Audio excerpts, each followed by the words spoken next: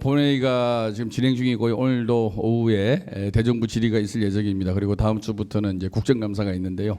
그리고 이제 언론에는 이제 우리 조국 장관님을 둘러싼 뉴스들만 잔뜩 하죠.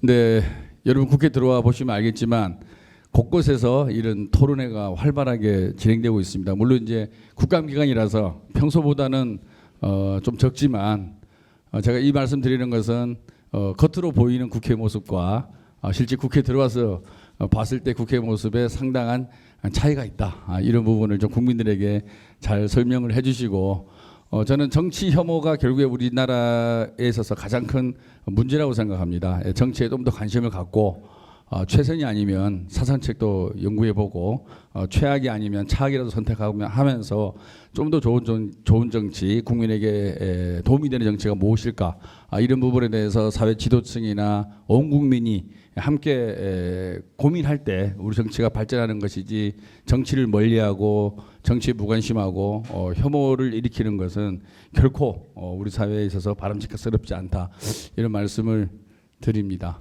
네. 동아일보 뉴스를 알겠습니다. 네, 알겠습니다. 오늘 초고령 사회를 대비한 개인연금 활성화 방안이라는 토론회를 마련했는데요. 여러분 다 아시다시피 전 세계에서 고령화 속도가 가장 빠른 나라가 대한민국입니다. 그리고 또한 가장 출생률이 급하게 내려가고 출생률이 낮은 나라 또한 대한민국입니다. 참 어렵고 우리가 앞으로 어떻게 이 문제를 해결할 것인가라는 부분에 대해서 국민들의 지혜를 모아 나가야 되는데요.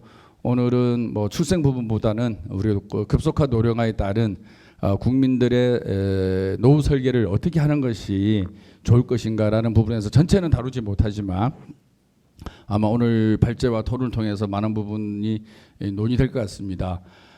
정말로 노령화 속도는 빠른데 노후를 준비할 노후에 대한 준비, 특히 경제적인 준비가 아주 적게 돼 있는 게 우리죠. 통계에 의하면 공적연금, 다시 말하면 국민연금이라든지 기타 군인연금, 뭐 공무원연금, 이런 공적연금을 통한 노후 대체 소득률이랄까요, 한 40%가 잘 안 되고 있고, 나머지가 이제 퇴직연금 또는 개인연금 또는 부동산 뭐 등등으로 이제 노후를 준비를 해야 되는데, 저는 오늘은 개인연금이지만 이 연금을 중심으로 해서 우리가 노후를 준비해야 된다라는 사회적 합의가 저는 상당히 중요하다고 봅니다. 우리나라는 특히 부동산으로의 자산 쏠림이 전 세계에서 가장 심한 나라고 부동산 망국병이라고까지 일컫고 있는데, 이런 그 노후를 준비하는 데 있어서 연금을 중심으로 노후를 준비하는 이런 교육과 홍보, 그리고 우리 업계의 준비가 저는 절실하다고 생각합니다. 연금은 말 그대로 자기가 어느 특정 시기부터 죽을 때까지 일정 금액이 나오는 상품이지 않습니까? 그렇게 되면 노후에 대한 준비가 완벽해지면 그에 따른 불안감도 없어지고, 따라서 소비가 진작이 되는 거죠. 그리고 자신감이 생기고 모든 면에 있어서 활력을 불어일으킬 수 있는 가장 큰 유일하면서도 우리가 최종적으로 선택할 수 있는 길은 연금이다라는 생각을 하고 있습니다. 그래서 이 국민연금, 그다음에 다른 공적연금, 그리고 퇴직연금, 개인연금, 이런 부분들을 어떻게 상품 설계를 잘하고 수익률을 제고할 수 있는가는 우리나라의 미래를 결정짓는 척도가 되지 않을까 싶습니다. 그래서 저는 지난번 그 국감 때도 그 얘기를 했는데요. 연금청 신설을 저희가 적극적으로 이제 고민할 시기가 왔다고 봅니다.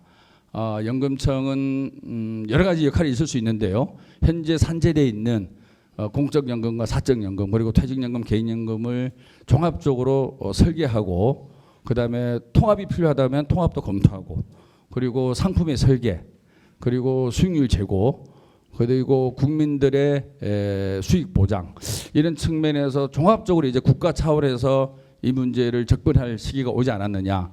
물론 이제 해외 사례를 보면 호주를 빼고는 아직은 일반화되어 있지 않다고 생각하는데, 아까 제가 말씀드린 대로 노령화 속도가 가장 빠르고 저출산이 가장 급격하게 이루어진 한국의 상황에 봤을 때는 연금을 이제는 국가의 최고의 아젠다로 돼야 된다라는 생각으로 연금청 신설을 위한 자료 수집과 그다음에 근거 이론 이런 거를 제가 많이 공부를 하고 있습니다. 여러분들께서 좋은 의견과 자료 그리고 방법이 있으면 언제든지 저희 온실에 연락 주시면 함께 연구해서 연금을 중심으로 대한민국 노후를 준비하는 노후가 걱정 없는 대한민국 만드는데 일조를 하도록 하겠습니다. 오늘 토론회에서 나온 좋은 얘기 저희 정책과 법안 또 예산으로서 잘 반영해서 여러분과 함께 하도록 하겠습니다. 감사합니다. 고맙습니다. 그렇다면 이러한 고령화율은 어디서 왔느냐? 그 원인을 한번 보면 크게 보면 장수화와 두 번째는 이제 저출산이다라고 이제 볼 수 있겠습니다.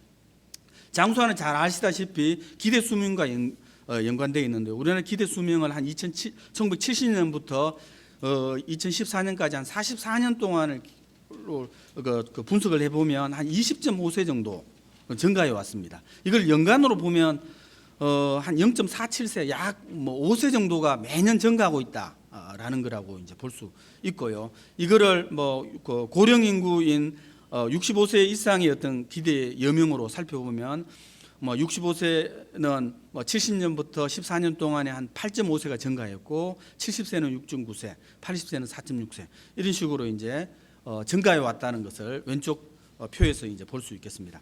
그러다 또 한 가지 측면은 이제 저출산인데요.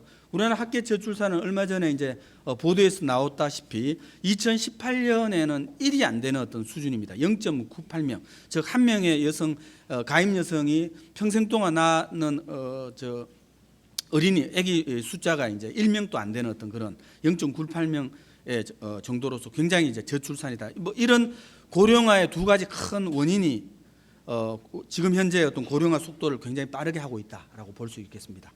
과연 이러한 어떤 고령화가 그렇다면 어떠한 영향을 미치게 될 것인가? 뭐 저는 가계, 산업, 정부 뭐 이런 측면에서 한 세 가지 영향을 한번 살펴봤는데요. 첫 번째는 가계 부분이라고 볼 수 있겠습니다. 가계 부분은 노인 빈곤의 심화, 또 노인 빈곤 심화가 되다 보니까 노인 부양의 어떤 부담의 증가, 뭐 이런 식으로 영향을 미칠 것이다라고 이제 볼 수 있는데요. 주지하시다시피 우리나라 노인 빈곤율은 2015년 기준으로 45.7%입니다.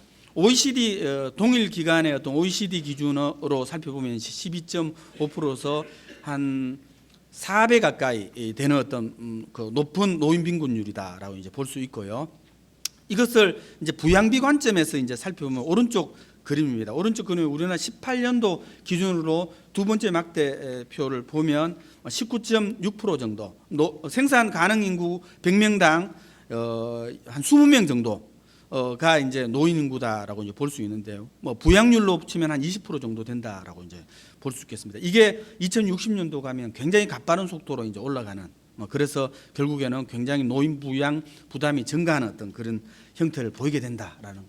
산업 측면에서 한번 살펴보겠습니다. 산업 측면은 앞에 잠깐 그림에서도 봤지만 생산 가능 인구 구성을 보면 여기서는 구성비로 표현했는데요. 구성비로 2014년도에 우리나라 실선입니다. 왼쪽 그림이고요. 실선을 보면 2014년도에 73.4%를 정점으로 이제 찍었다가 구성비입니다. 전체 인구 대비 생산 가능 인구입니다.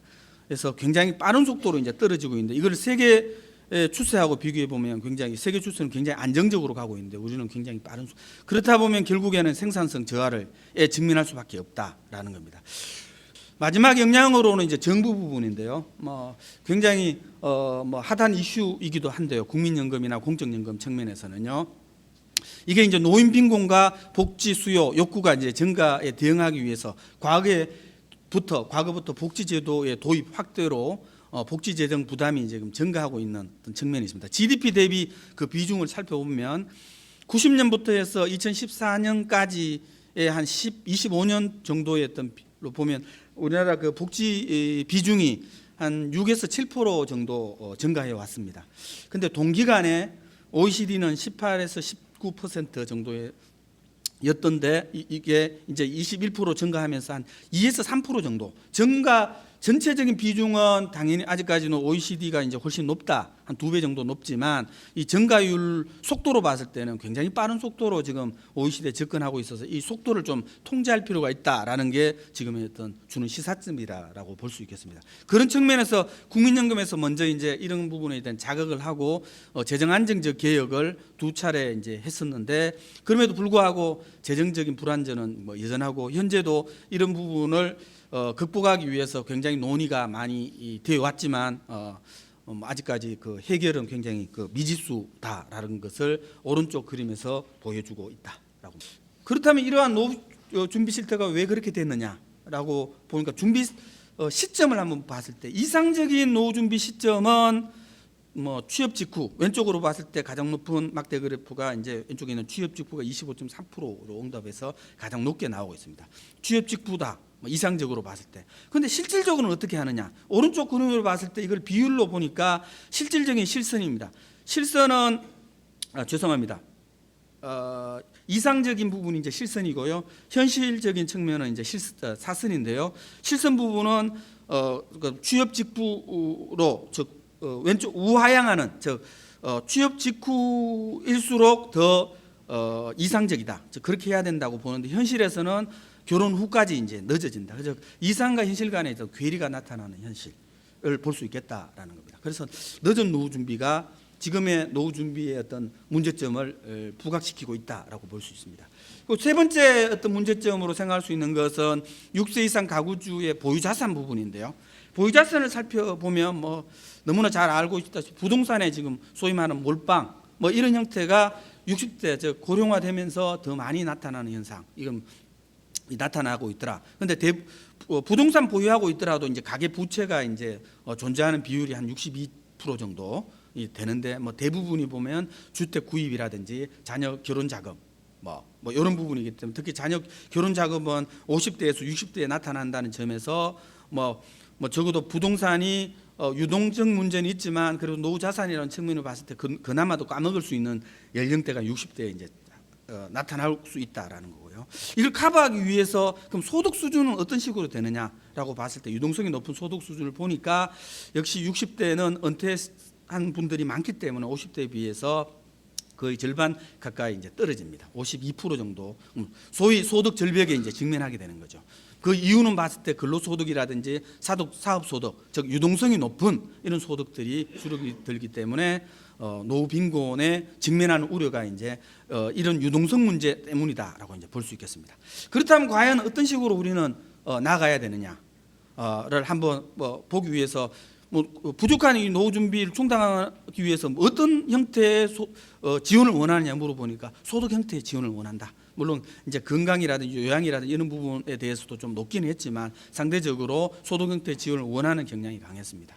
그렇다 그러면 가장 은퇴 후에 중요하게 생각하는 이를 지원 관련해 중요하게 생각하는 어떤 노후 수단의 어떤 직접적인 방법은 뭐냐라고 이제 물었을 때 공적연금과 사적연금, 즉 다른 자산도 여러 가지 있을 수 있지만 이 부분이 가장 선호되는 노후 준비 수단으로 보고 있다. 그래서 저는 이런 측면에서 여전히 공적연금이 가장 중요한 어떤 수단이긴 하지만 공적연금의 어떤 문제와 여러 가지 아울러서 봤을 때 연금이 노후 준비에 가장 이제 중요한 어떤 이러한 측면에서 연금 시스템을 한번 살펴보겠다라고 말씀드리겠습니다. 잘 아시다시피 노후 보장 체계를 전반적으로 살펴보면 크게 보면 우리가 한 3층 체계 연금 체계라고 볼 수 있고요. 그 위로 뭐 사적 이전 소득이라든지 또 5층에 가지고 있는 자산을 다 활용한다는 측면에서 5층까지 확대해 볼 수도 있다라는 겁니다. 그래서 그렇지만 가장 중요하다고 국민들이 인식하는 어떤 수준인 연금 수준에 맞춰서 한번 설명해 보겠다라는 겁니다. 앞서 말씀드렸지만 국민연금이 노후 수단으로서 여전히 가장 중요한 수단이라고 이야기는 하고 있지만 한계점이 존재한다라는 부분을 말씀드리겠습니다. 먼저 사각지대 측면이고요. 사각지대 측면이 많이 개선되어 오기는 했지만 경제활동 대비 납부자 비율이 한 78% 정도 되고 있어서 OECD보다는 한 5, 6% 정도 포인트 낮은 측면이 있고요. 그리고 실질적인 급여 수준은 뭐 아직까지 성숙 단계에 이르지는 않았지만 받고 있는 월 급여 수급자 연금 급여를 보면 한 51만 원, 소득 대체율을 계산해 보면 한 22% 정도 되는 거로 나오고 있습니다. 뭐 이러한 어떤 낮은 급여 수준의 원인은 뭐 법정 소득 대체율 일단 40%까지 이제 목표를 하고 있는 데다가 가입 기간이 짧기 때문에 현실적인 소득 대체율은 낮을 수밖에 없는 어떤 그런 측면 때문이다라고 이제 볼 수 있고요. 죄송합니다. 그럼에도 불구하고 뭐 국민연금으로서 뭐 그 개선하면 되지 않느냐라고 하는데 국민연금이 가지고 있는 아킬레스건이 있습니다. 저부담 고급여의 구조적인 문제인데요. 뭐 이걸 가지고 지금 현재 또 굉장히 옥신각신하고 있어서 한 발짝도 이제 나가지 못하는 어떤 그런 문제에 직면해 있다라는 겁니다. 지금 또 국회에 계류되어 있는 국민연금법 뭐 계류까지는 아니지만 지금 올라가 있는 검토하고 있는 어떤 국민연금 개정안 정도라고 이제 이해할 수 있습니다. 두 번째는 사적연금 부분에서 가장 대표 주자인 퇴직연금인데요. 퇴직연금 또 가입률과 유지율이 뭐 여전히 낮다. 뭐 가입률 한 50% 정도 되고요. 유지율은 뭐 중도 인출을 허용하고 55세까지만 강제적으로 적용하고 있다는 점에서 유지율도 낮다. 그리고 수급하고 있는 사람들은 주로 뭐 일시금으로 수급에 가버리기 때문에 거의 한 78% 정도가 일시금으로 타버린다라는 거죠. 그리고 5년 정도의 어떤 수급 기간이 이제 가장 많아서 연금으로서의 어떤 종신연금으로서 기능이 이제 약하다. 뭐 이런 한계가 있다라는 겁니다. 뭐 이런 부분이 발생한 그 이유는 퇴직연금에 대한 인식, 즉 적립금이 잘 안 쌓이고 있다는 어떤 문제로 이제 볼 수 있는데요. 먼저 뭐 그 안 쌓이고 있는 이유 중에서 대표적으로 이제 수익률 관점에 보는데 수익률은 2008년 기준으로 한 1% 정도.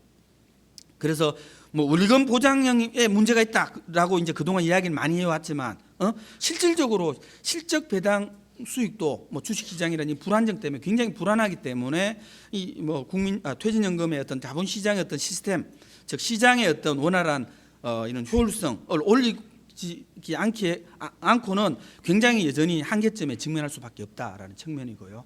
그럼에도 불구하고 이게 제대로 시스템 돌아갔을 때 소득 대체율을 한번 계산해 보니까 한 13% 정도 나오는 겁니다. 물론 가입 기간은 30년을 가입했고요. 그런 측면에서 실업이나 조기 퇴직을 고려해 가지고 현실적인 어떤 소득 대체율을 하면 이보다 좀 낮을 거다. 뭐라는 측면에서 여전히 퇴직연금은 한계가 있다라는 겁니다. 뭐 이러한 어떤 뭐 여러 가지 어떤 소득 준비의 어떤 문제를 가지고 공적연금이 중요하고 사적연금의 퇴직연금 또한 중요하지만 한계점이 여전히 존재하고 있고 그런 측면에서 OECD에서 이야기하는 적정 수준이 한 70%라는 소득 대체율 기준으로라는 어떤 목표를 우리가 가정했을 때 국민연금은 현실적으로 뭐 기초연금을 포함해서 뭐 35%를 뭐 넘지 않는 어떤 그런 문제들이 이제 나타나고 있고요. 퇴직연금도 현실적으로 봤을 때는 13%가 되지 않을 그런 문제. 그런 측면에서 공적연금인 국민연금과 퇴직연금을 합하더라도 43%에서 48%, 즉 목표 소득 대체율에 비해서는 한 20%, 25% 내외 정도가 이제 부족한 어떤 그런 현상이 나타나고 있다. 그렇다면 과연 앞으로의 우리의 노후 준비는 무엇으로 해야 될 것이냐? 뭐 개인 연금이 이제 가장 중요한 어떤 노후 소득 수준의 관점에서 마지막 남은 연금의 보류인 개인 연금의 활성화가 필요하지 않을까라고 생각하면서 다음 김세중 박사님한테 개인연금 활성화에 대한 어떤 대안을 묻도록 하겠습니다. 감사합니다. 기대 수명이 증가하고 가구 구조가 변화하면서 노후 소득에 대한 니즈는 확대되고 있습니다. 왼쪽 그림을 보시면 우리나라의 남녀 기대 수명 추이를 보실 수 있습니다. 우리나라의 기대 수명 추이는 OECD 평균에 비해서 굉장히 빠르게 증가하고 있습니다. 이런 기대 수명의 증가는 은퇴 후 생존 기간의 연장을 통해서 노후 소득 확보의 필요성을 확대하고 있습니다. 오른쪽 그림을 보시면 우리나라 1, 2인 가구 비중 추이를 보실 수 있습니다. 우리나라의 가구 구조도 1, 2인 가구 중심으로 변화하고 있습니다. 1, 2인 가구 중심의 가구 구조 변화는 위험 보장의 니즈를 사망 보장에서 노후 소득 보장으로 전환하는 효과를 갖습니다. 한편 세대 간 부양 의식 약화로 가족 간의 어떤 노후 소득, 가족을 통한 노후 소득이 감소하는 추세에 있습니다. 일단 저금리 환경이 지속되면서 개인연금보험의 주의 수익원인 이자율 차익이 감소하고 있습니다. 그래서 타 보험 상품 대비 수익성이 악화되고 있습니다. 저축성 보험은 보장성 보험과 달리 이제 위험률 차익이 거의 없고 이자율 차익이 주 수익원이기 때문에 저금리 환경은 굉장히 수익 구조에 취약합니다. 그리고 7년 내 원금 보장 규정에 의해서 사업비 규모도 축소되고 있습니다. 이에 따라서 보험회사는 개인연금 보다는 다른 보험, 그러니까 수익성이 좀 더 좋을 수 있는 다른 보험, 보장성 보험 같은 보험 판매에 주력하고 있는 상황입니다. 또한 IFRS 17 새로운 국제회계제도 하에서 저축성 보험은 매출로 인식이 되지 않고 보험회사의 자본 변동성만 확대하는 이런 우려가 있습니다. 또한 새로운 지급 여력 제도인 KICS에서는 지급 리스크 측정 방식이 정교화되면서 금리 위험이 커지고 있고, 그다음에 장수 위험 요구 자본이 신설되면서 추가적인 요구 자본 부담이 발생하게 됩니다. 그리고 개인연금 보험을 포함한 저축성 보험의 판매 수수료의 분급이 확대되고, 이는 판매 채널의 판매 요인을 약화시키는 효과를 가져왔습니다. 2014년 이후에 저축성 보험 선급 수수료는 축소되었고, 이에 따라서 보장성 보험에 비해서 이제 판매 요인이 약화된 상황입니다. 그리고 개인연금 보험이 가장 많이 팔리고 있는 방카슈랑스 채널의 경우에는 이제 신계약비 수준이 설계사의 50% 수준으로 이제 제한이 된 상황입니다.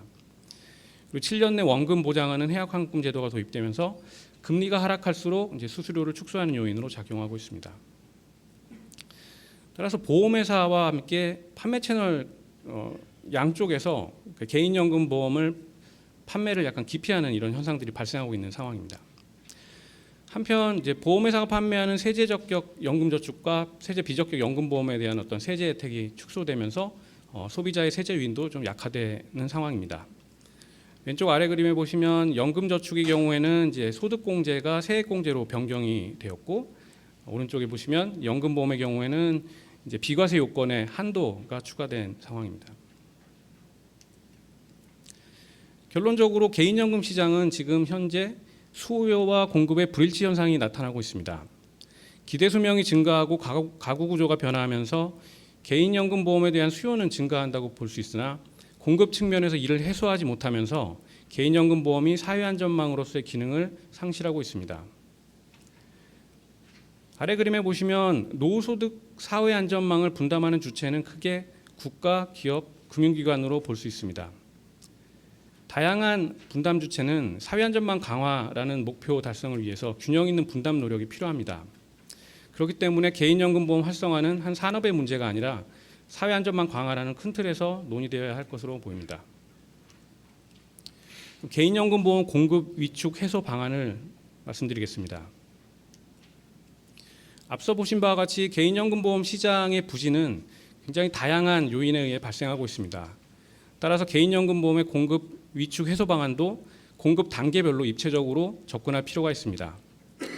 먼저 경제 환경 및 제도 환경 변화에 대한 면밀한 이해가 필요할 것입니다. 그리고 보험회사는 제도 변화에 맞고 소비자의 니즈에 적합한 상품 개발을 활발히 할 필요가 있고, 그리고 개인연금 보험의 수익성 제고를 위해 노력해야 할 필요가 있습니다. 또한 개인연금 보험 판매에서 발생하는 리스크 관리를 적극적으로 할 필요가 있고, 판매 채널의 공급을 유도할 필요가 있습니다. 각각의 대응 방안에 대해서 자세하게 살펴보도록 하겠습니다. 먼저 국제회계 기준과 신지급 여력 제도 하에서 보험 상품별 영향 정도를 면밀히 파악하고 저축성 보험과 보장성 보험의 최적 포트폴리오를 구축할 필요가 있습니다. 현재 보험회사는 저축성 보험, 개인연금 보험을 포함한 저축성 보험의 어떤 판매가 굉장히 새로운 제도하에서 불리하다고 판단하고 있기 때문에 보장성 보험을 강화하는 전략을 추구하고 있습니다. 하지만 이러한 전략이 정말 효과적인지에 대해서는 한번 생각해 볼 일이라고 생각됩니다.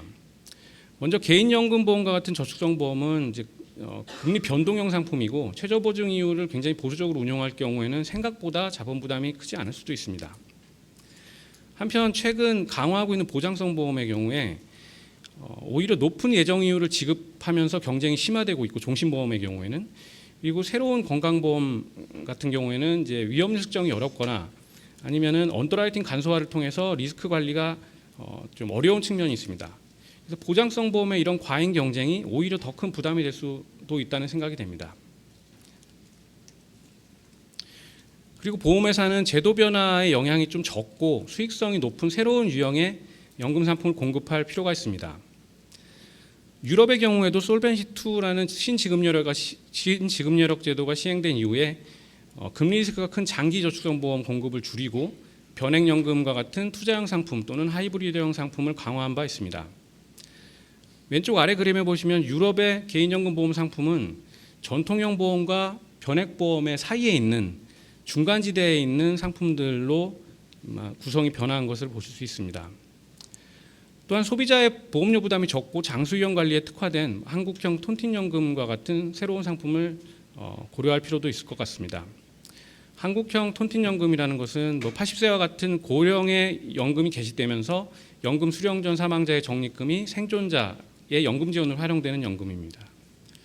그래서 오른쪽 그림에 보듯이 동일한 보험료로 굉장히 많은 연금 수령액을 가져갈 수 있는 그런 연금이라고 볼 수 있습니다. 그리고 보험회사는 굉장히 지금 리스크 관리 방안을 마련해서 리스크 부담을 적극적으로 관리할 필요가 있습니다. 개인연금에서 발생하는 리스크는 크게 금리 위험과 장수 위험으로 볼 수 있습니다. 금리 위험의 관리를 위해서는 금융재보험과 같은 어떤 재보험 수단을 활용할 필요가 있습니다.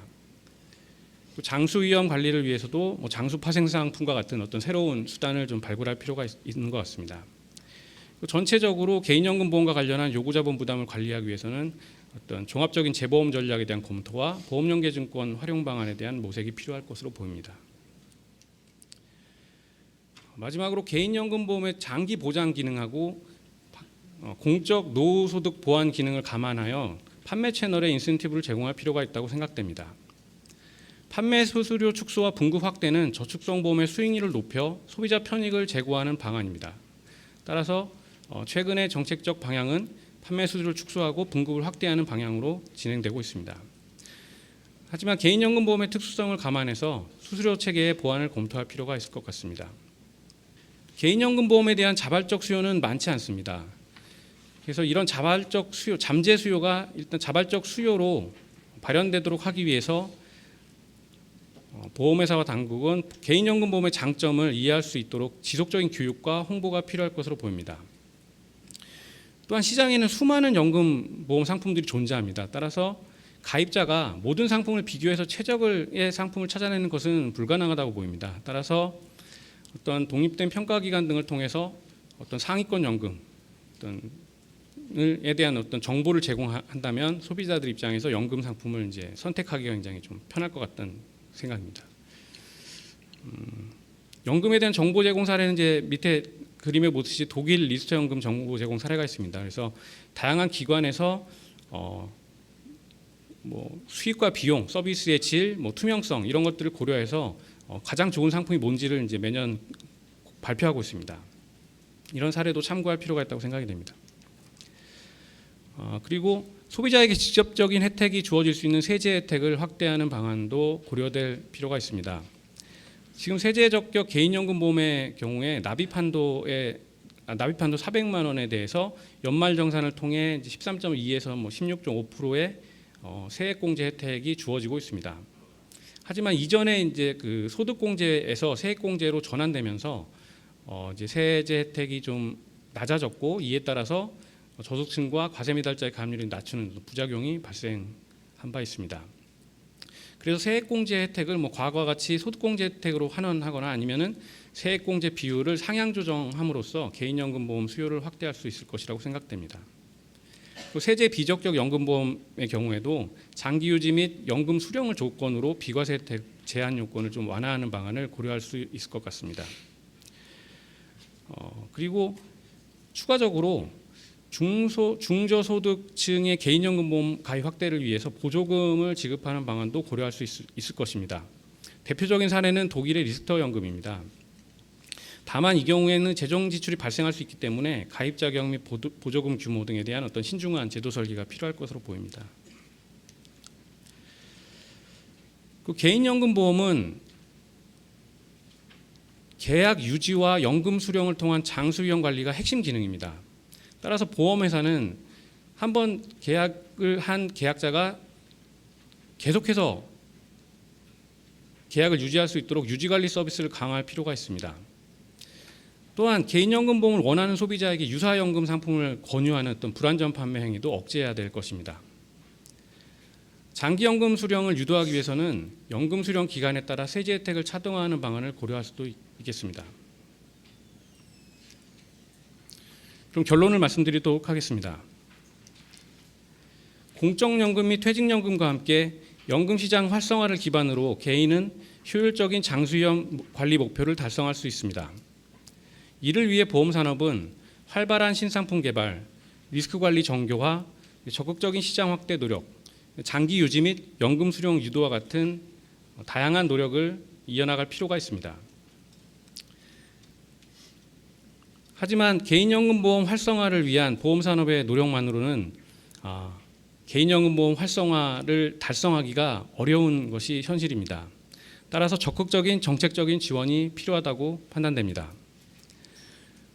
보험회사가 활발하게 신상품을 개발할 수 있도록 상품 개발의 자율성을 확대하고 리스크 관리, 재보험과 보험연계증권과 같은 리스크 관리 툴을 제공함으로써 리스크 관리 환경을 조성할 필요가 있습니다. 그리고 수수료 체계에 대한 검토가 필요하다면 세제 혜택 확대도 검토될 필요가 있다고 생각이 됩니다. 이상 발표를 마치겠습니다. 감사합니다. 그럼 먼저 우리 성희영 팀장님의 토론을 듣도록 하겠습니다. 박수로 환영해 주시면 감사하겠습니다. 현재 공적연금 급여 수준이 낮기 때문에 국민연금이 한계가 있고 또 퇴직연금은 가입률이 낮고 유지율이 낮아서 한계가 있기 때문에 그 대안이 개인연금의 활성화라는 데는 좀 제 입장에서는 동의하기가 어려운 것 같습니다. 일단 이제 국민연금과 퇴직연금의 그 노후소득 보장 기능을 강화하는 것이 현재 우리나라가 처한 그 노인 빈곤 문제라던가 그다음에 향후 세대의 그 노후소득 보장에서 우선적인 문제이기 때문에 이제 전체적인 고령사회 노후소득 보장 체계가 다층적으로 변화되는 가운데서 2, 3층의 연금제도가 함께 그 기능을 제대로 작동하게 해야 한다는 관점에서 개인연금 활성화를 말씀하시는 것이 바람직하지 않을까라고 생각이 됩니다. 그래서 특히 이제 페이지 22페이지에서 보면 목표소득 대체율 70% 달성을 위해서 공적연금하고 퇴직연금을 합해도 22% 내지 27%가 부족하다고 이제 계산을 하셨는데 과연 이 22%에서 27%를 개인연금으로 달성하려면 개인들이 얼마를 기여하고 어느 정도를 기여해야 이 정도의 나머지 부분을 달성하는 게 가능할지 저는 좀 의문이 들었습니다. 이제 좀 같은 맥락인데요. 제가 이제 얼마 전에 저희 연구원의 연금 이슈와 동향 분석이라는 페이퍼를 통해서 현재 국민연금 사업장 가입자들이 퇴직연금에 얼마나 가입해 있고 그다음에 이제 개인연금에 얼마나 가입되어 있는지를 살펴본 분석을 한번 진행을 해본 적이 있었는데 사실 지금 앞부분에서 국민연금, 그러니까 공적연금의 문제라고 지적해 주신 부분들이 이제 광범위한 사각지대, 그리고 이제 실질소득 대체율이 명목소득 대체율을 따라가지 못하는 부분, 이런 부분들을 지적을 해 주셨고, 사실 그거는 이제 저희도 다 인식하고 있는 부분이라 이 부분을 어떻게 좀 해결할 수 있을까. 그러니까 특히 이제 저소득하고 그다음에 이제 이제 저소득층들의 경우에 그다음에 가입 기간을 충분히 확보하지 못하는 이제 비정규 노동자들 이런 분들의 공적연금 가입을 어떻게 하면 확대해서 안정적인 노후소득 보장을 강화할 수 있을까가 이제 가장 이제 중요한 문제잖아요. 그러니까 모든 분들이 다 그거에는 동의하실 거라고 생각하는데 지금 이 공적연금을 강화하기 전에 그러니까 기초연금과 국민연금을 제대로 강화하기 이전에 이제 사적연금 활성화를 좀 급하게 얘기하다 보면 공적연금이 가지고 있는 문제, 그러니까 저소득층이 제대로 공적연금에 가입되지 못하고 있는 문제가 이 다층 체계 전반으로 다 확대될 우려가 크다는 점을 조금 말씀드리고 싶어요. 그 다음에 또 이제 보조금을 지급하는 거를 고려하는 건데요. 그러니까 개인연금 활성화에서 리스터연금에 지급되는 보조금은 사실상 제가 봤을 때 노인 빈곤율 감소가 목적이 아니라 그냥 이제 독일에서 공적연금의 급여 수준을 보완하려는 목적이라고 생각이 되고, 리스터 연금이 노인 빈곤 감소가 아니라 이제 공적연금이 이제 축소되면서 그 과정에서 이제 저소득층이 소외될 수 있는 문제, 그거를 이제 해결하기 위해서 이렇게 이제 보완한 거라고 생각하고, 이런 주장을 하기에 앞서 이제 독일의 리스터 연금이 지금 현재 어떤 상황에 처했는지에 대한 좀 면밀한 분석이 있어야 된다고 생각을 하고요. 이제 뭐 저희 연구원에서도 뭐 예의주시하고 있는 부분이기는 한데, 사실상 그렇게 활성화되고 있다고 평가하기는 조금 어려울 것 같고, 마찬가지 모든 이제 사적연금에서 가지고 있는 수익률의 문제가 이제 리스터에서도 이제 나타나고 있다고 이제 생각합니다. 그리고 아까 초반에 말씀드린 내용대로 이제 마지막 부분은 이제 공적연금에서 발생되고 있는 이 저소득층의 문제를 사적연금 쪽에서 어떻게 바라보고 있는지에 대한 이제 얘기였습니다. 예, 이상입니다. 저희가 개인연금 상품을 개발을 해서 공급을 하려면 이제 재료가 필요한데요. 그 재료가 이제 첫 번째는 자산이고 두 번째는 자본입니다. 그러니까 자산이라는 거는 고객분들이 연금을 가입을 해서 보험료를 납입을 하시면 그 연금을 잘 굴려서, 그러니까 잘 굴릴 대상 자산이 있어야 되는 거거든요. 근데 지금 저희 보험회사는 그 국내 자산의 70% 이상 현재 투자를 하게 되어 있습니다. 근데 다들 잘 아시다시피 최근 이제 국고채 금리 보시면은 최근 한 1.5%가 되지 않죠. 한 1.4% 이 정도 되는데, 저희가 이 정도 자산을 굴려 가지고는 고객분들한테 채 한 1% 정도, 이 정도밖에 드릴 수가 없습니다.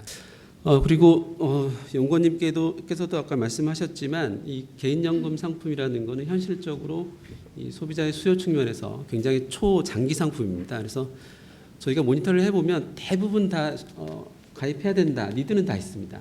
근데 막상 가입은 잘 안 하시거든요. 그렇기 때문에 촉매가 분명히 필요합니다. 그런 촉매 입장에서 좀 끌고 가야 되고, 누군가가 등 떠밀어야 되고, 이런 부분이 있어야지 실질적으로 준비를 하시게 되는데요. 그런 측면에서 현실적으로는 보험 모집인 분들의 역할이 좀 필요하지 않나. 자발적으로 저희가 온라인에 다이렉트 상품 아무리 좋은 거를 만들어 놔도 스스로 와서 가입을 안 하시거든요. 그렇기 때문에 누군가가 등 떠밀어 줘야 되고 끌고 가야 되고 필요성을 말씀을 드려야 되기 때문에, 그러한 과정에서의 지금 현재 우리나라에서 현실적인 상황은 모집인 분들의 역할을 좀 인정을 해줘야 되고, 그런 측면에서 인센티브를 좀 고려해 볼 수 있는데, 그런 부분이 사업비 측면에서 소비자한테 좀 부담되지 않느냐, 그런 부분은 사실 아까 말씀하신 아이디어 중에서 톤틴 연금 제도 같이 장기 유지 조건, 또 연금 수령자에게 혜택을 주는 방법으로 소비자의 혜택을 저해하지 않고 오히려 늘려주는 방향으로 같이 해소를 할 수도 있습니다. 그런 부분은 정책적으로 좀 지원을 요청을 드리는 부분이 좀 있고요. 그리고 아까 뭐 세제 혜택은 당연히 뭐 정부의 재정 부담이 동반이 되니까 쉽지 않은 부분이라고 판단되지만, 뭐 최근에 뭐 안심전환 대출 같이 이렇게 제도적으로는 뭐 소득 구간이라든지 이렇게 차등화해서 이렇게 정부 지원이 있는 경우가 있기 때문에, 그런 쪽으로 좀 디테일하게 설계를 하면 충분히 가능한 영역이 있지 않을까 이렇게 생각이 됩니다. 그리고 마지막으로 저희가 세제 적격 상품이 역시 또 세제 혜택이 있기 때문에 자발적으로 또 가입을 하시는데요. 지금 현재는 이제 보험회사에서는 금리형 상품만 제공해 드리고 있습니다. 그래서 근데 이 금리형 상품은 여전히 이 초고령화 사회에 반드시 따라오는 초저금리에서는 고객분들한테 장기적으로 좋은 상품 드리기가 좀 어렵다. 그래서 저희는 변액보험에도 이 세제 적격 상품이 같이 좀 허용이 되면 소비자분들께 더 좋은 상품을 제공해 드릴 수 있지 않을까 이렇게 생각이 됩니다. 네, 저는 이렇게 발표를 마치겠습니다. 만약에 그 질적 성장이 수반된다라고 하면 그 시장 확대는 외부 효과로 나타날 것이라고 생각이 되고요. 지금 현재 어떤 그 연금 시장을 둘러싼 그 변화, 뭐 예를 들면 노동 시장의 뭐 유연화라든지 플랫폼 경제라든지 뭐 이런 것들로 인해서 연금 제도의 어떤 축이 뭐 국가나 사용자가 어떤 리스크를 지던 것 에서 계속 개인적으로 그 리스크를 지금 넘기고 있습니다. 그래서 이제 이에 대한 준비를 해야 되는데 그런 측면에서 본다라고 하면 지금 오늘 얘기하고 있는 그 개인연금 보험이라고 하면 그 최저 이율 보증이 있고 또 사망 시점까지 연금 소득을 물론 뭐 인플레이션에 취약할 수도 있겠지만 지급하고 있기 때문에 어떤 장수 리스크 관리를 하는 데 있어서 이거를 빼놓고 얘기할 수는 없다. 굉장히 중요하다라는 얘기를 이제 드리고요. 그런데 성과 측면에서 보면 또 그렇게 우리가 그 중요성을 강조하기에 조금 그 미흡한 측면이 있다. 저소득층이 개인연금을 통해서 노후를 어떤 소득을 좀 보장받을 수 있는 그런 방안은 좀 다른 방식, 지금까지 얘기해온 그런 것과는 좀 다른 뭐 예를 들면 매칭 기여나 매칭 장려금 이런 것들에 대한 좀 면밀한 그 연구가 필요하다는 생각이 들고요. 지금 우리가 독일 얘기 많이 하는데 독일도 이제 리스터 연금을 도입한 지 꽤 시간이 되었기 때문에 여기에 대한 실증 분석들이 나오기 시작을 했습니다. 그래서 일반적인 개인연금하고 리스터 연금을 가입한 사람들하고의 어떤 가계의 특성을 살펴보니까 일반적인 개인연금은 주로 이제 소득이 거의 결정적인 변수인데 리스터 연금 같은 경우는 자녀 수가 굉장히 통계적으로 유의한 변수다라는 얘기가 나와서 이런 것들이 이제 의미하는 바가 어떤 정부가 저소득층을 연금으로 지원하는 데 있어서 이런 그 자녀 수 아니면 뭐 소득 이런 것들을 함께 고려하는 그런 어떤 그 설계를 한다라고 하면 충분히 사적연금을 통해서도 어떤 정책 효과를 볼 수 있다라는 거를 이제 시사를 하고요. 그럼에도 불구하고 최하위 계층보다는 오히려 그 중위 계층 쪽에서 이제 더 리스터 연금을 더 많이 가입하는 걸로 나타나는데 그것은 이제 아마도 이게 사적연금이다 보니까 어떤 그 개인들의 금융지식의 차이가 이런 것들로 연계되어지지 않았을까라는 생각이 들고 아까 성혜영 그 박사님도 말씀을 하셨지만 이게 사적 연금이다 보니 공적 연금의 어떤 그 기능을 뭔가 보완을 하고 이러려고 하면 지속적인 어떤 그 시장에 대한 모니터링이 필요해서 계속 얘기되고 있는 게 리스터 연금 상품이 너무 복잡하다. 그 다음에 투명성이 낮다. 그다음 수수료도 생각했던 것만큼 그렇게 낮춰지지가 못해서 실질적으로 예상했던 그 공적연금을 보완할 수 있는 수준의 소득 대체를 올리지 못한다라는 것들이 지금 계속 얘기가 되고 있고 그런 쪽으로 정책을 지금 추진을 하고 있기 때문에 우리도 이제 어떤 세제 유인이나 이런 것들에 대한 게 필요하다라는 걸 좀 넘어서서 이 개인연금 분야에 대한 좀 면밀한 시장에 대한 모니터링 이런 것들이 좀 필요하지 않나라는 생각이 듭니다. 자, 두 번째는요. 개인연금이 이제 그 퇴직연금하고 개인 완전히 그 개인의 뭐 자율에 의한 그 3층 개인연금이 있기 때문에 어쨌거나 그 공급은 민간 부분이기 때문에 이거를 이제 사적연금 부분으로 아우른다라고 하면 이 부분에 있어서 효율화나 효과성을 제고해서 지금 뭐 저금리, 뭐 저성장이어서 어떤 개인연금 상품의 경쟁력을 좀 높여볼 그런 그 노력을 좀 해야 되지 않을까라는 생각이 들어요. 미국은 여기에서 더 나가서 우리가 퇴직연금 제도의 디폴트 제도를 얘기하고 있는데 여기에 이 디폴트 제도 내에 요 디퍼드 라이프타임 인컴 어니어티를 장착시키는 문제에 대해서 지금 논의를 하고 있습니다. 그래서 우리도 어떻게 하면 효율적으로 효과적으로 비용을 낮추면서 소비자들한테는 더 많은 연금 급여를 종신토록 그 수령할 수 있을까에 대해서 좀 더 심도 있는 고민이 필요하지 않을까라는 생각이 듭니다. 이상입니다. 크게 보면 한 네 가지가 보니까 이제 이 불편을 자꾸 가중하는 요소들이 있더라고요. 여기 첫 번째가 뭐냐면 이제 의료 기술이 계속 발달하는 거죠. 이 발달하는 게 문제가 아니라 그래서 이제 조기 검진이 되거나 뭐 또는 수명 연장이 되거나 아니면 예방이 되는 그래서 굉장히 좋은 일인데 이게 또 이제 비용을 증가시키는 문제가 있고요. 또 두 번째는 저출산의 문제죠. 뭐 오늘 계속 얘기하셨지만 0.98명이거든요. 그래서 뭐 콜만 교수가 그런 얘기를 했었죠. 지구상에서 가장 먼저 멸망하는 국가가 될 것이다. 이렇게 한국을 얘기하기도 했었는데 그러면서 또 상대적으로 이제 부양 부담률이 증가하는 모습도 있고요. 또 세 번째로 보면 이제 고용하고 소득 불안이 계속적으로 우리의 문제를 또 발목을 잡는 것 같아요. 그래서 이것이 결국에는 오래 사는 사람들에게 문제가 되고 또 뭐 OECD 국가를 봐더라도 64.5세에 우리가 은퇴를 하는데 우리나라는 72.9세 은퇴를 하는 어떤 모습이 있거든요. 그렇게 보면 계속 일을 해야 되는 구조. 그럼으로 인해서 뭐 사회적인 어떤 활동이라든지 유연성이라든지 이런 것들이 떨어질 수밖에 없고, 네 번째는 이제 개인주의라든지 1인 가구가 계속 증가하는 거 아닌가. 우리나라 같은 경우 이제 562만 가구라고 지금 얘기를 하고 있는데, 그러면서 1인 가구가 증가되는 이유가 뭘까라고 봤더니 한 3가지 이유가 있습니다. 보니까 크게 보면 사별이 있잖아요. 그다음에 두 번째가 이제 이혼의 문제. 이혼 같은 경우 20년 이상 그 함께 사신 부부가 이혼하는 확률이 2017년 기준에서 33% 정도 된다고 얘기하거든요. 예전에는 이제 5%밖에 되지 않았는데 이렇게 이제 또 비혼이죠. 결혼하지 않는 거. 이걸 다 통틀어 보니까 뭐냐면 다 경제적인 요인이더라고요.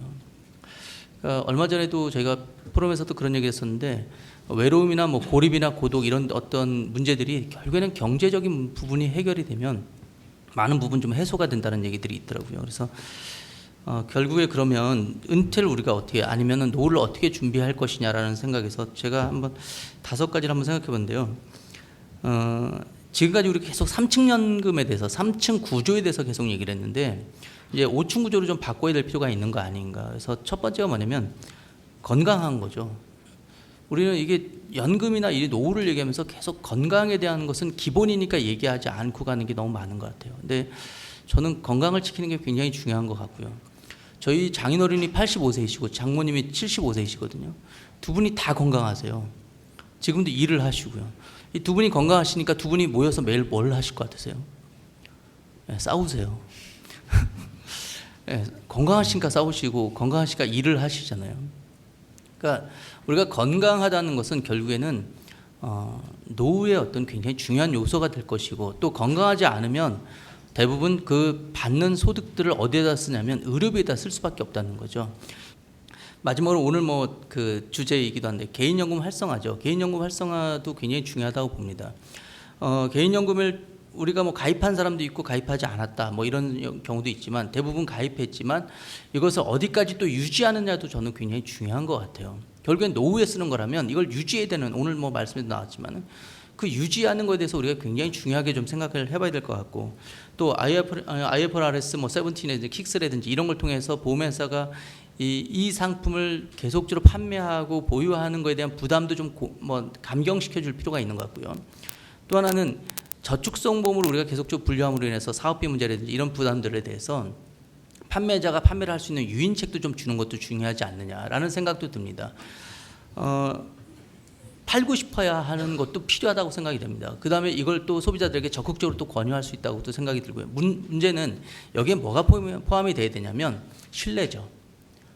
그러니까 판매자의 건전성과 신뢰성이 굉장히 저는 중요하다고 생각합니다. 이번에 DLS나 DLF도 보면 결국엔 채널의 문제라고 우리가 놓고 볼 때 채널 건전성을 좀 담보할 수 있는 여러 가지 장치들을 좀 가져가 나갈 수 있는 게 필요하고요. 일단 팔고 끝나는 것이 아니라 또 유사 보험을 가지고 연금처럼 파는 것도 저희는 좀 지양해야 될 필요가 있는 것 같고, 그러므로 인해서 가입률을 높이는 것도 중요하지만 유지율을 같이 좀 높여주는 것도 우리 안에서 좀 필요한 것 같고요. 그래서 전체적으로 유지를 함으로 인해서 장수를 좀 준비하고 노후를 어떻게 우리가 대비할 것이냐. 마지막으로 아까도 제가 말씀드렸지만 이게 신뢰를 굉장히, 우리가 이 금융상품이라는 게 신뢰제지 않습니까? 그럼 신뢰를 팔고 신뢰를 구매하는 건데 이 안에 신뢰가 없어요. 그러면 결국엔 이 산업에 대해서 우리가 누구든지 신뢰하기 어려운 상황으로 갈 수 있다는 거죠. 그래서 그런 신뢰를 우리가 담보할 수 있는 그런 구조를 서로가 좀 만들어갔으면 좋겠습니다. 예, 이상입니다. 감사합니다. 우선 그 공급자 측면에서 이제 여러 가지 얘기가 나왔죠. 그리고 정책적인 면에서. 그래서 우선 그 세제 혜택 얘기가 나왔는데, 사실 세제 혜택이라는 게 토론 중에도 좀 언급이 됐듯이 이게 이렇게 조세정이라든가 이런 복잡한 것들이 여기에 개입이 되면 사실은 무한한 이 세제 그 혜택이 과연 옳기만 한 것이냐라는 이제 그 퀘스천 마크가 달리는 게 사실입니다. 하지만 그럼에도 불구하고 지금 어쨌든 우리 사회가 고령화 사회로 가고 있고, 그 다음에 물론 아주 연금이 필요 없는 그 최상위권의 그 고소득자, 그 다음에 반대로 연금 지금 노후는 지금 고사하고 지금 하루하루 생계도 힘든 또 아주 빈곤층을 제외한 거의 대다수의 사람들에게는 이 문제가 사실은 굉장히 좀 중요하기 때문에 그분들에게 혜택이 좀 다수에게 혜택이 간다는 점에서는 좀 세제 혜택은 꾸준히 좀 확대되어야 될 문제라고 저는 생각을 합니다. 다만 공급자들의 이제 어떤 그 수익성을 좀 제고해주기 위해서 이제 그 뭐 수수료 문제라든가 이런 것들을 좀 이렇게 좀 어떤 규제를 좀 완화하거나 조금 늘려주거나 하자는 이야기가 좀 제시가 되고 있는데 저는 그 부분에 대해서는 좀 굉장히 좀 부정적인 좀 생각을 가지고 있습니다. 이것은 지금 사실 이 연금보험이라는 게 연금보험만 혼자 이게 독립적으로 존재하는 상품이 아니라 이 우리나라 이 보험 시장 안에서 이게 이제 존재하는 상품인데 지금 우리나라 보험 시장을 왜곡시키는 가장 큰 문제가 저는 이 판매 채널에 대한 인센티브라고 생각을 하고 있습니다. 그래서 그 소비자에게 그 도움이 되는 상품을 권하는 게 아니라 그 판매 채널이 자기 이익을 극대화할 수 있는 상품을 소비자에게 판매하는 형태로 이 불안전 판매가 많이 이루어지다 보니까 지금 여러 가지 문제들이 파생이 되고 있는데 저쪽에서 다른 상품의 그 인센티브를 많이 줘서 이 좋은 퇴직연금이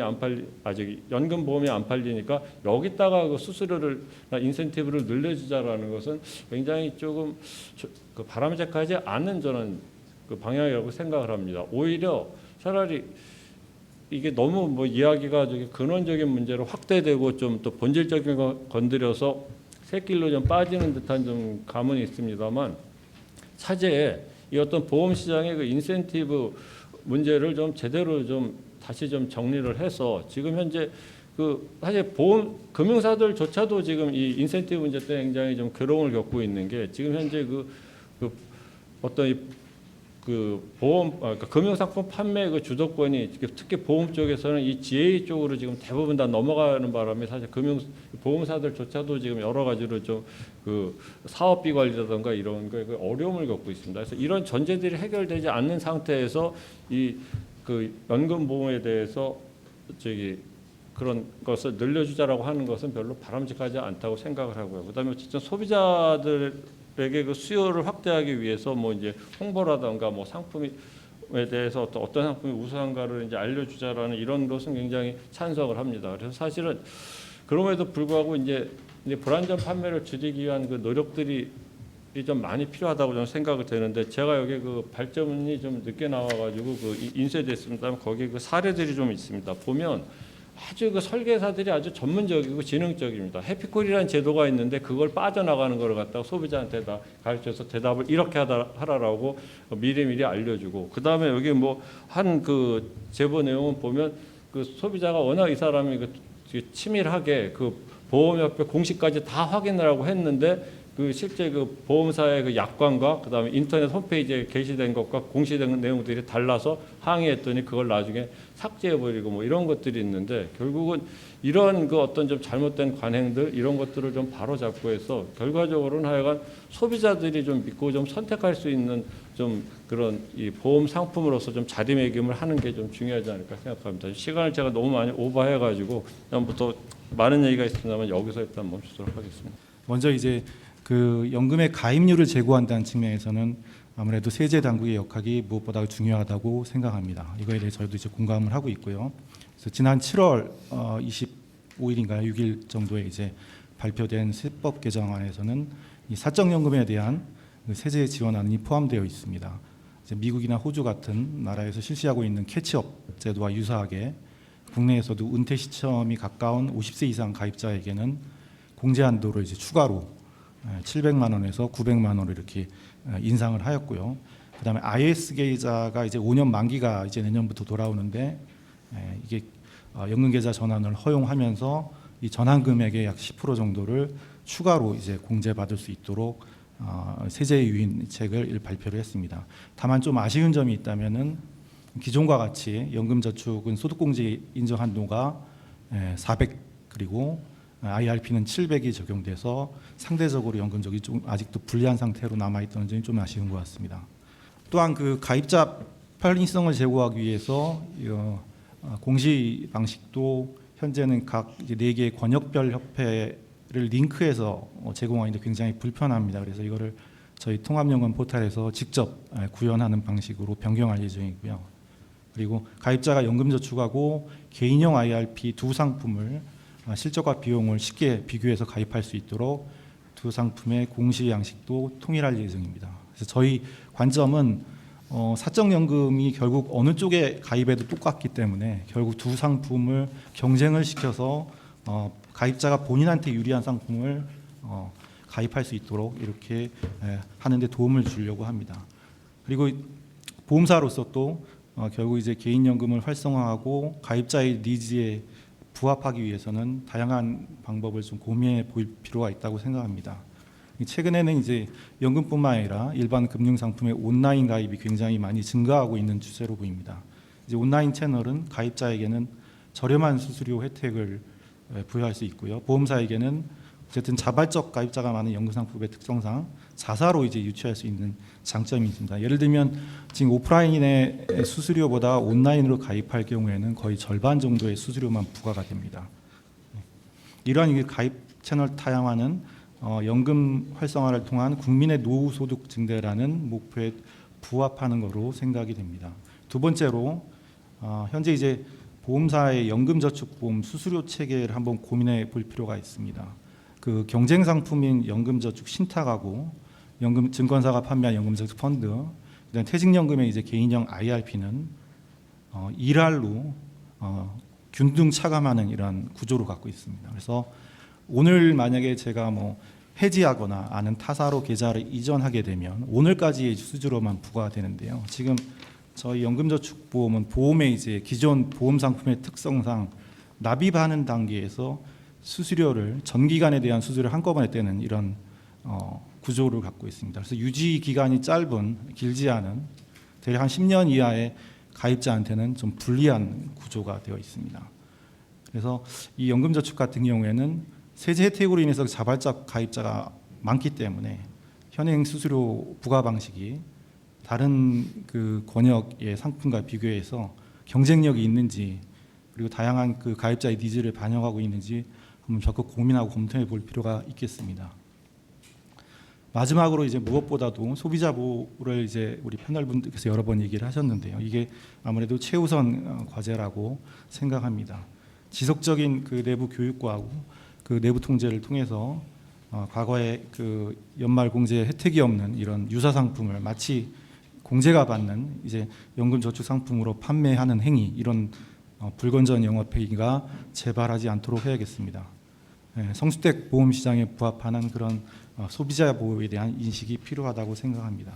마지막으로 이제 제가 강조드리고 싶은 것은 이런 개인연금 활성화를 위해서는 가입자의 시각에서 불편하거나 불합리한 점이 있다면 이거를 개선하려는 우리 연금 사업자의 의지하고 노력이 중요하다고 생각합니다. 감사합니다. 예.